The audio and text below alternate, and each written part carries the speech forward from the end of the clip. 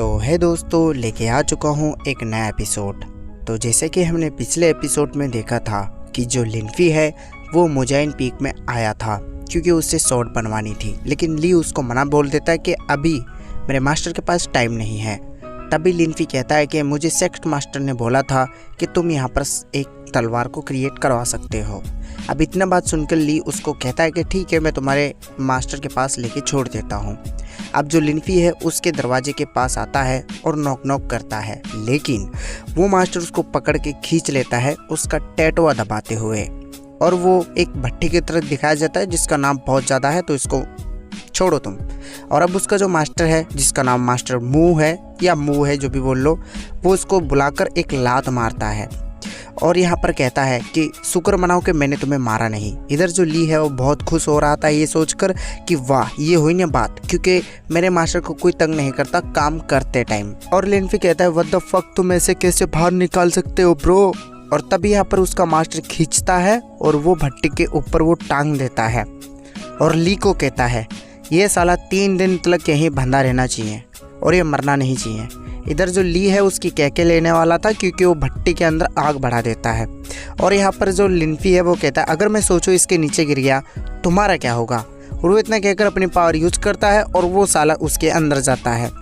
इधर जो ली है उसकी भाई फटने लगती है कहते हुए कि अब मैं क्या करूँगा, मास्टर को क्या जवाब दूँ। इधर सीन शिफ्ट होकर हमें लिनफी के पास दिखाया जाता है जो कि साला एक अलग ही वर्ल्ड में आ चुका था, और वो अपना एक बबल यूज करता हुआ नीचे एक सेफ लैंडिंग करते हैं और उसके चारों रंग एक आग का सर्कल बन चुका था। तो मैं एक बात बताऊं, इस सीरीज में काफ़ी अजीबोगरीब नाम है। और तभी यहाँ पर एक क्रिएचर आता है जिसका नाम रहता है सैलेमेंडर, जो कि फायर वाला रहता है। इसको हम एलिगेटर वाला बोलेंगे। वैसे लिनफी इससे आराम से डॉज करता हुआ जा रहा था और एक आइस का बैरियर बना लेता है। अब वो फायर एलिगेटर उसके ऊपर अटैक करता है, लेकिन हमारा लिनफी उसके ऊपर एक सर्कल करता है और उस चीज़ को वो जकड़ के पकड़ लेता है। और अब वो जो फायर एलिगेटर है उसकी जो आग है, जो कि भाई सोल नरेसिंग के स्टेज पे थी, उसको वो एग्जॉर्ब करने लगता है और कहता है भाई साहब मेरा फाउंडेशन तो इससे काफ़ी इम्प्रूव हो रहा है। और वो जो साला है अपना जो आयरन गोल्ड था उसको भी उसी की आत्मा से भाई रिफाइन करने लगता है, जो कि वो एक फ्यूनिक्स में बदलने लगता है। और यानी बेसिकली बोल लो कि बहुत ज़्यादा इम्पोर्टेंट हो गया अब पहले से। इधर सीन शिफ्ट होकर ली के पास दिखाया जाता है जो कि यहाँ पर प्लान बना रहा था, और वो कहता है कि उस लिनफी ने मुझे हर्ट किया और वो साला भाग गया, ये बात मैं मेरे मास्टर को बताऊंगा। और खुश होकर उसके अंदर और आग बढ़ाने लगता है।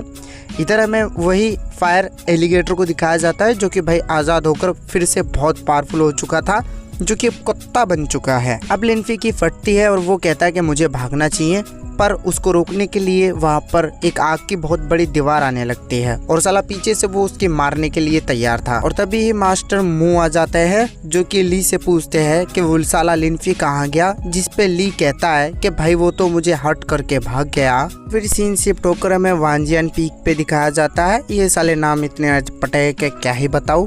और यहाँ पर जो मास्टर मुंह है वो यहाँ पर जा रहे थे सेक्ट के अंदर, और तभी यहाँ पर मास्टर डैन आ जाते हैं जो कि कहते हैं कि तुम पहले से काफ़ी अच्छे बन चुके हो, यानी कि वेपन रिफाइनिंग के मामले में। तभी यहाँ पर मास्टर मुंह कहता है कि मैंने सुना है कि स्नैपड्रैगन किंग की सील यहाँ पर कमज़ोर हो चुका था और बहुत बड़ा डिजास्टर होने से बचा, किसी ने रिपोर्ट कर दिया था। तभी मास्टर डैन कहते हैं कि वो किसने किया है, वो तो भाई लिनफी ने किया है। इतने बात सुनकर वो यहाँ पर भुचक्का हो चक्का तो कहा हाँ सही में। तभी मास्टर डैन कहते हैं इसी वजह से सेक मास्टर ने बोला था कि तुम्हारे पास आकर वेपन रिफाइन करे। और अब वो जो मास्टर मुंह है साला भाईना बनाते हुए भाग जाता है कि मुझे कुछ काम याद आ गया इधर। और अब मास्टर मुंह जो है वो पूछ रहा था कि भाई ली बताओ जल्दी से क्या हुआ था। तभी ली बताता है कि वो दरअसल बात यह है कि उसने खुद को आज़ाद कर मेरी छाती में किक मारा और वो यहाँ से भाग गया। तभी सीन शिफ्ट होकर हमें दिखाया जाता है लिनफी के ऊपर जो कि वही एलिगेटर से लड़ रहा था।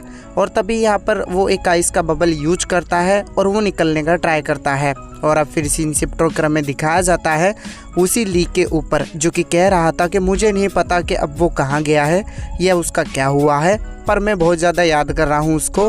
तभी उस जगह हिलने लगती है और उसमें से लिनफी बाहर आता है और लिनफी बाहर आकर ऐसे ही खड़ा ही हुआ था कि तभी यहाँ पर मास्टर मुंह पूछता है कि तुम इस भट्टे में से कहाँ से आ रहे हो भाई। और अब मास्टर मुंह कहता है अच्छा बेचे, मुझे बताओ क्या हुआ। और अब जो है ली यहाँ पर घुटने टेक देता है क्योंकि उसकी लगने वाली थी, साले ने झूठ बोला था।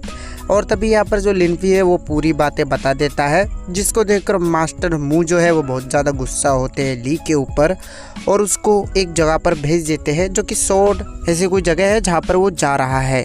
और तभी यहाँ पर मुंह पूछता है कि तुम मुझे ये बताओ कि उस भट्टी के अंदर तुम चले कैसे गए थे।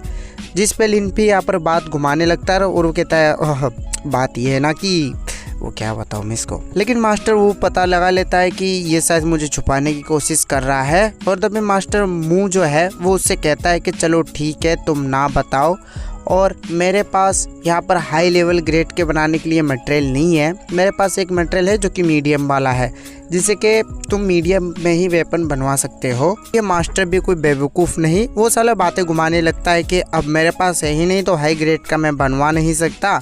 एक काम करो, तुम्हारे पास जो एबिलिटी है फायर कंट्रोल करने के लिए टेक्निक, वो मुझे दे दो, मैं यहाँ पर मटेरियल अरेंज करूँगा और तुम्हें बना कर दे दूँगा। पर यहाँ पर लिनफी ये बात सुन जाता है और कहता है भाई कोई ज़रूरत नहीं है, मेरे पास है ऑलरेडी। और वो फ्यूनिक्स मटेरियल जो कि उसने रिफाइन किया था वो उससे पकड़ा देता है। और इधर जो है मास्टर वू को देखकर यहाँ पर घबराने लगता कि ये साला इतना पेवर मटेरियल, वाओ बेटे।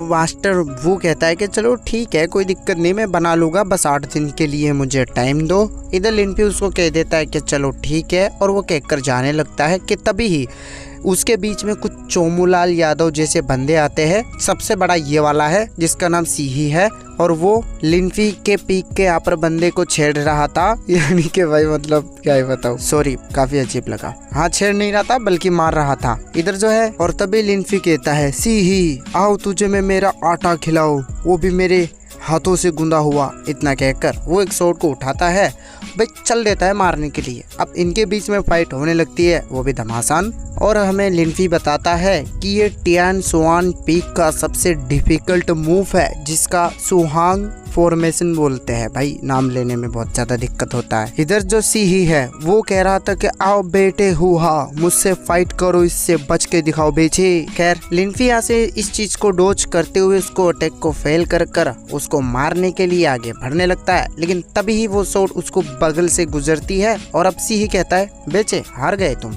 क्योंकि तुम्हारी शॉट तक टूट चुकी है। तभी लिनफी कहता है नहीं आ रहा हूँ मैं, व्हाट द फकिंग जीनियस। और इतना कहकर वो एक टेक्निक परफॉर्म करता है और यहाँ पर सीही भी एक टेक्निक परफॉर्म करता है। अब उन दोनों के बीच में बहुत बुरी मुठभेड़ होती है, लेकिन लिनफी यहाँ पर जैसे तैसे करके जीत जाता है।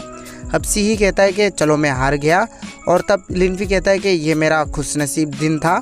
और तभी यहाँ पर रिले टूर्नामेंट के लिए वो कहता है कि यहाँ पर टूर्नामेंट होने वाला है, उसमें हम फिर से फाइट करेंगे और देखेंगे कौन जीतेगा। इतना कहकर यहाँ पर सीही यहाँ से जाने लगता है। और तभी लिनफी कहता है कि अच्छा बेचे सोंगियान, मुझे ये बताओ कि ये बंदा तुम्हारे पीछे क्यों पड़ा था। लेकिन तभी सोंगियान उसको कह देता है सारी बातें जो कि उसके साथ हुआ था। अब लिनफी कहता है कि ओहो अच्छा ऐसा हुआ था कि तुमने एक मैप खरीदा जो कि एक ट्रेजर का था, फिर तुम ट्रेजर खोदने गए, लेकिन यहाँ पर ट्रेजर नहीं मिला, यहाँ पर सीहे मिल गया और वो तुम्हारे मारने वाला था और तुम मर भी सकते थे भाई। पर जो टेक्निक से तुम कर रहे थे उसके ऑर्गन वो डैमेज हो सकते थे, और ये काफ़ी बुरी बात है क्योंकि तुम्हारे ऑर्गन डैमेज हो सकते थे।